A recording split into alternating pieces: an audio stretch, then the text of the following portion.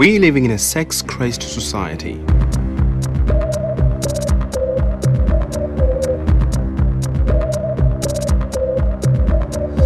You're constantly bombarded by music, magazines, fashion. What is the message? Be sexy, wild, and just do it. Everyone's into it, right? Why wait?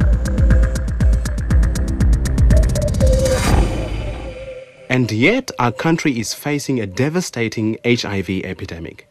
And sexually transmitted infections are sweeping through our youth like wildfire. Despite all efforts to promote condoms and safer sex, young people still daily face the shattering news that they're HIV positive. Where are we falling short? For answers, we turn to Dr. Albie van Eerden, who's been talking to hundreds of thousands of young people across the country about AIDS and sex since the beginning of the epidemic. Young people, you are on your own.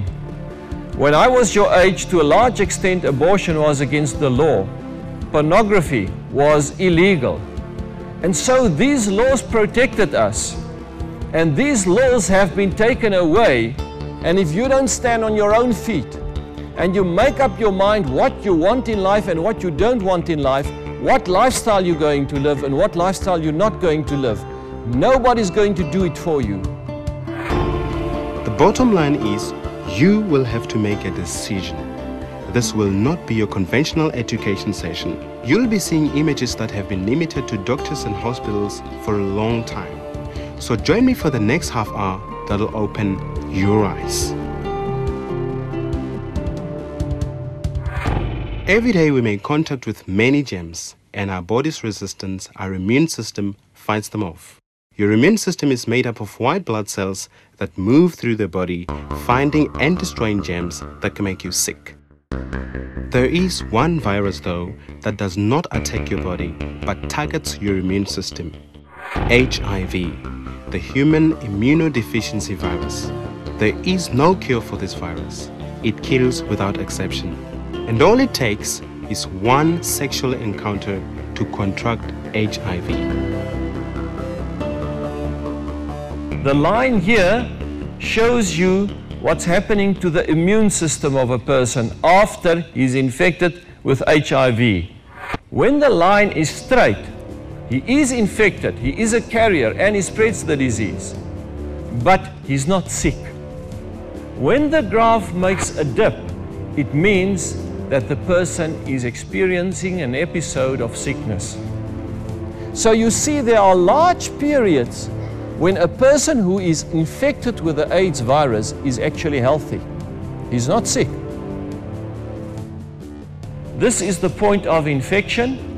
It takes a short while before he gets sick for the first time, and that is anything between 8 and 12 weeks. We call it the window period. Then this person has the first episode of sickness. What is this sickness like?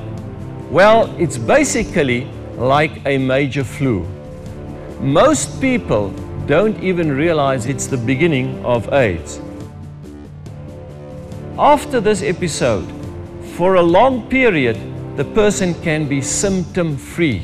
This time can be anything from 6 months up to 15 years. Now, I'm not going to show you pictures of people at this stage of the disease because you can't see anything. They're healthy, they look like you and me. During this time, not only does a person pass the virus to people he sleeps with, but it continues to break down the immune system until he's open to any disease he comes into contact with. These are sicknesses anybody gets, but because this person's immune system is down, they happen much more often and are much more severe. This stage is called AIDS, and certain diseases occur so often in AIDS patients that they're called AIDS-defining conditions. An early symptom of HIV is swollen glands. As the virus moves through your bloodstream, the glands in your neck, armpits and groin filter them out. The concentration of viruses in the glands causes them to be inflamed and swollen. Here you see a girl with swollen glands. You can see 2 swollen glands in the neck. This guy, I think he was about 10 years old. This gland is red. That means it's septic. It's going to burst open and become an open sore. There you can see it. The medicines didn't help. He was simply too weak from the AIDS. This is an innocent child. He did nothing wrong. He's suffering because of the life his mother has lived. You may recover from an episode of swollen glands, but with a damaged immune system, your body will simply give in to the next infection. Shingles attacks the nerves, always on one half of the body. The infection causes the nerve ends to be inflamed, forming blisters. The blisters break, they become open sores, they form crusts, and then they heal. On the face, it can spread into the ears, mouth, and even the throat. If people are HIV positive, they don't stop sleeping around. They think they've got nothing to lose. They are already infected, so they might just as well enjoy life.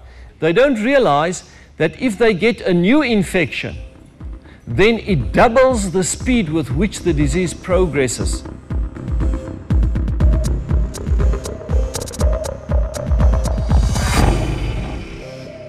If you want to catch a certain kind of a fish, you use a certain kind of a bait. If you want to attract a certain kind of a man, you must dress in a certain kind of a way. And you might be looking for a goldfish, and you'll end up catching a barber with his moustache tentacles sticking out of his mouth. And that's the kind of fish you are going to catch, because that's the kind of bait you are putting out. If you want a guy that loves you because of your character and your whole personality, then don't put all the focus on your body, please. And some girls are like that. They are so impressed with this body of theirs, they go around displaying it wherever they go. And in the end, they are attracting boys which are going to bring them death. Can I tell you a secret? If you don't know it, let me tell it to you straight. Listen, there's nobody who can lie like a young man who wants to sleep with you. He'll promise you heaven on earth. He's going to buy you a house and I don't know what all. Meanwhile, he doesn't even have enough money to buy himself a pair of underpants.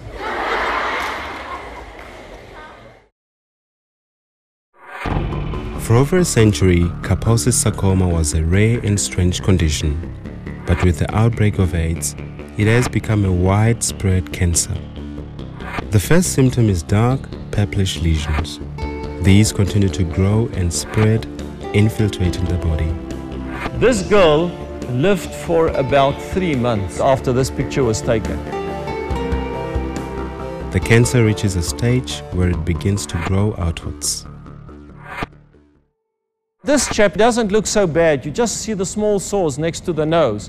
But if you ask him to open his mouth, this is what you see.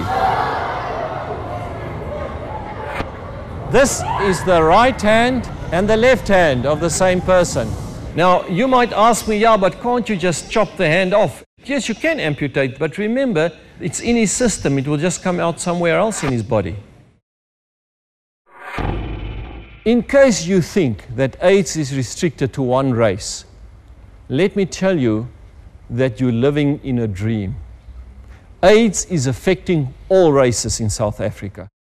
Forget about this chap's spots. Just look at his face. You see the fear. You see the hopelessness. And he knows there's no doctor standing between him and death.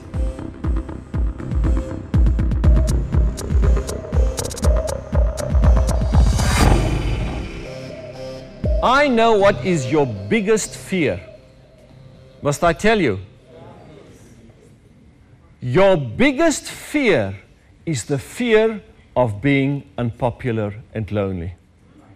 A teenager is so afraid of being unpopular that you'll become part of a group that you don't really belong to.